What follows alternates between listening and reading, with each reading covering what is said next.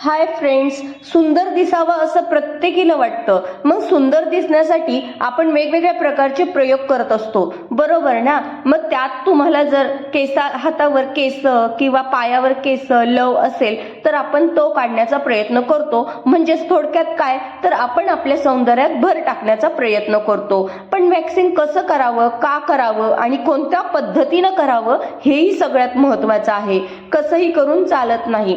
जर वॅक्सिंग योग्य पद्धतीने जर केलं तर त्याचा स्किनवर वाईट परिणाम होणार नाही, हे तर नक्कीच. मग आपण योग्य पद्धतीने त्याचा वापर कसा करू शकतो आणि वॅक्सिंगचे किती प्रकार पडतात, वॅक्सिंग वापरण्यासाठी कोणकोणते साहित्य आपल्याला वापरावे लागते किंवा कोणता वॅक्स कोणत्या स्किनसाठी वापरला जातो, याची आज मी थोडक्यात तुम्हाला इथे माहिती सांगणार आहे. व्हिडिओ बघता बघता तुम्ही माहिती ही काळजीपूर्वक ऐका, कारण माहिती मी खूप महत्त्वाची इथे तुमच्यासाठी शेअर करत आहे.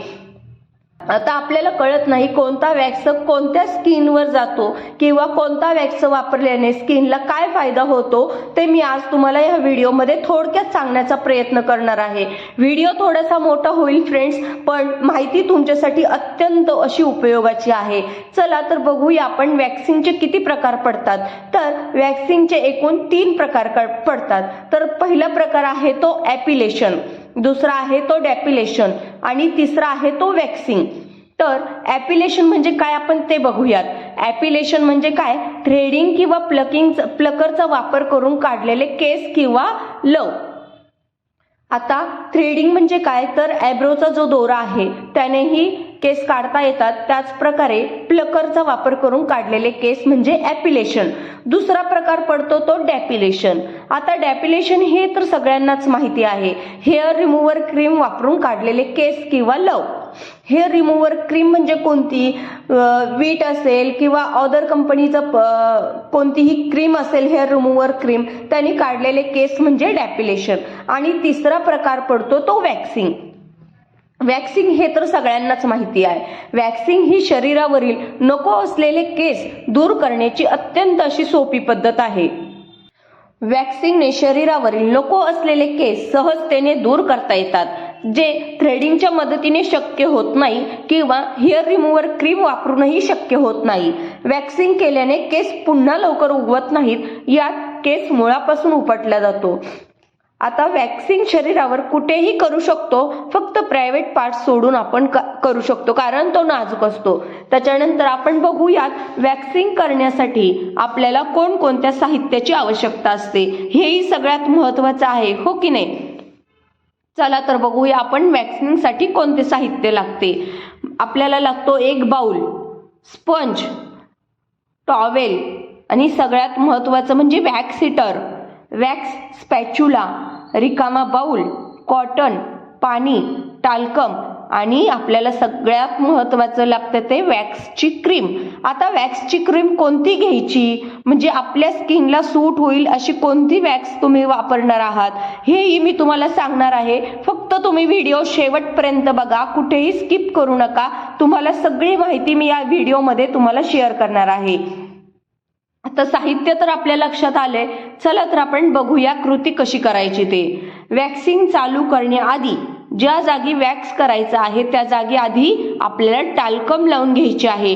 टाल्कम म्हणजे काय, तर आपल्याला सगळ्या जागी जे मॉइश्चरायझर आपल्याला आपल्या हाताला लावलेलं असेल किंवा पायाला लावलेलं असेल ते काढून टाकण्यासाठी आधी वायपअप म्हणजेच हात किंवा पाय आपल्याला जिथे वॅक्सिंग करायचं आहे तिथे आपल्याला ओल्या पाण्याने पुसून काढायचं आहे. आणि त्याच्यानंतर आपल्याला टाल्कम म्हणजेच पावडर लावून ती जागा आपल्याला मॉइश्चरायझर विरहित करायची आहे. त्याच्यानंतरची जी स्टेप आहे ती, नंतर स्पॅच्युलाच्या मदतीने गरम झालेला वॅक्स लावून घ्यायचा आहे.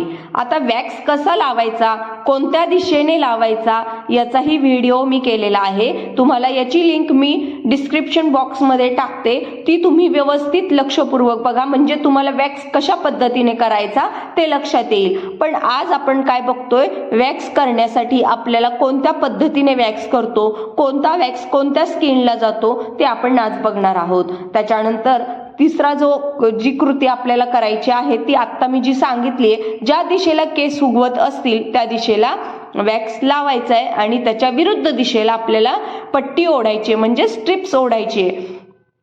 त्याच्यानंतर वॅक्स लावलेल्या जागेवर स्ट्रिप्स लावून थोडा वेळ दाबून आपल्याला प्रेस करायचे आणि त्याच्यानंतर स्ट्रिप्स विरुद्ध दिशेने ओढायची. त्याच्यानंतर आता आपण सगळ्यात महत्त्वाच्या ज्या टिप्स आहेत त्या बघूयात. वॅक्स करण्यासाठी मी तुमच्यासाठी खूप छान आणि युजफुल अशा टिप्स तुमच्यासाठी घेऊन आलेली आहे. तर सगळ्यात पहिली जी टिप्स आहे ती ब्लिचिंग आणि वॅक्सिंग दोन्ही एकाच वेळेस आपल्याला करायचं नाहीये. त्याच्या आधी आपल्याला जर ब्लीच करायचं असेल तर आधी ब्लीच करावे, मगच वॅक्सिंग करावं. त्याच्यानंतर दुसरा जो टिप्स आहे तो कस्टमरला चटका बसू नये. बरोबर ना, आपण जेव्हा वॅक्स करतो त्यावेळेस बरेचदा काय होतं, आपला वॅक्स खूप गरम होतो आणि कस्टमरला म्हणजेच क्लायंटला चटका बसतो. मग तो चटका बसू नये यासाठी आधी काय करायचे, वॅक्सचे तापमान आपल्याला चेक करायचे. म्हणजे स्वतःवर आधी वॅक्स आधी हातावर लावून बघायचं आहे, म्हणजेच चेक करून बघायचं आहे. तिसरी जी टिप्स आहे ती कस्टमरला कापलेल्या, सुजलेल्या किंवा मुरूम झालेल्या, जखम झालेल्या जागेवर वॅक्स आपल्याला अजिबात लावायचं नाहीये. कारण जर आपण जखम झालेल्या, कापलेल्या, सुजलेल्या किंवा मुरूम असलेल्या जागेवर जर वॅक्स लावला तर तिथे काहीतरी रॅश येऊ शकतात. त्याच्यानंतर जो चौथी जी टिप्स आहे ती महत्वाची आहे. बाजारात मिळणाऱ्या हेअर रिमूव्हर लोशनचा किंवा क्रीमचा उपयोग करू नये. आता का उपयोग करू नये त्याचं कारणही खूप महत्वाचं आहे. त्यामुळे काय होतं तर काही काळानंतर स्किन काळी पडते आणि केसांची जी वाढ आहे ती वेगाने होते, म्हणजेच केसांची ग्रोथ फार लवकर येते. त्याच्यानंतर बाजारात वेगवेगळे वॅक्स मिळतात, मग आपण कन्फ्यूज होतो आपल्या स्किनला कोणत्या प्रकारचा वॅक्स आपण खरेदी करायचा. तर ते आता मी तुम्हाला सांगणार आहे, तुम्ही काळजीपूर्वक ऐका. ऑरेंज वॅक्स असतो तो स्किन लाईटनिंगसाठी आपल्याला वापरता येऊ शकतो. त्याच्यानंतर कोकोनट वॅक्स असतो तो कशासाठी, तर अँटी एजिंग स्किनसाठी, म्हणजेच त्वचा सुंदर दिसण्यासाठी, म्हणजे वयाच्या आधी जी सुरकुतलेली त्वचा आहे ती छान दिसण्यासाठी. त्याच्यानंतर पिंक वॅक्सही बाजारात मिळतो, तो फक्त सेन्सिटिव्ह स्किनसाठी जातो. त्याच्यानंतर लेमन वॅक्स असतो, म्हणजे काय, ब्राऊन स्पॉट, रिंकल किंवा डागांसाठी, सुरकुत्यांसाठी, ज्यांच्या हातावर खूप सुरकुत्या आहेत, डागा आहेत, रिंकल्स आहेत, ब्राऊन कलरचे स्पॉट आहेत, डाग आहेत, त्यांच्यासाठी आपण लेमन वॅक्स वापरू शकतो. त्याच्यानंतर आमंड वॅक्स, तो जातो ड्राय स्किनसाठी. त्याच्यानंतर मिळतो तो ग्रीन ॲपल वॅक्स, तो असतो तो अँटी ॲलर्जिक स्किनसाठी आपण वापरतो. त्याच्यानंतर बनाना वॅक्सही बाजारात मिळतो, तर तो कशासाठी वापरायचा, स्किनचा लालसरपणा कमी करण्यासाठी आपण बनाना वॅक्स वापरतो. त्याच्यानंतर सगळेच वापरतात तो कोणता, तर चॉकलेट वॅक्स. हा सगळ्या स्किनला सूट होतो, तो कशासाठी वापरतात, यंग दिसण्यासाठी. त्याच्यानंतर कॉफी वॅक्स, कॉफीमध्ये काय गुणधर्म असतात, टॅनिंग कमी करण्याचा गुणधर्म असतो, म्हणजेच कॉफी वॅक्स आपल्याला स्किन टॅनिंगसाठी आपण वापरू शकतो. त्याच्यानंतर वॅक्सचे जे प्रकार आहेत ते आता बघूयात. एकूण वॅक्सचे आपल्याला 5 प्रकार पडतात.